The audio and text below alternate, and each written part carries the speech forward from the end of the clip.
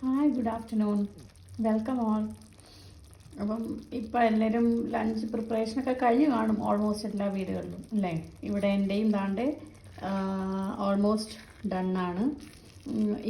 ഇതൊരു കൊഞ്ച് താണ്ട് കൊഞ്ച് ഗ്രേവിയാണ്. കണ്ടോ, കൊഞ്ച് കണ്ടോ. അതിൽ ഞാൻ കിഴങ്ങും പിന്നെ കുറച്ച് കൂടുതൽ കൊറിയാൻഡർ ലീവ്സും എല്ലാം ആഡ് ചെയ്തിട്ടുണ്ട്. നമ്മൾ പിന്നെ മട്ടൻ കറിയും ചിക്കൻ കറിയും വെക്കുന്ന അതേ ഇൻഗ്രീഡിയൻസ് തന്നെ ഞാൻ ഇതിലും ആഡ് ചെയ്തിരിക്കുന്നത്.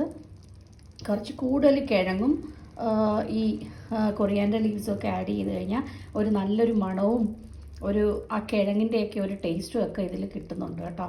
നല്ല അടിപൊളി കറിയായിട്ട് വന്നിട്ടുണ്ട്.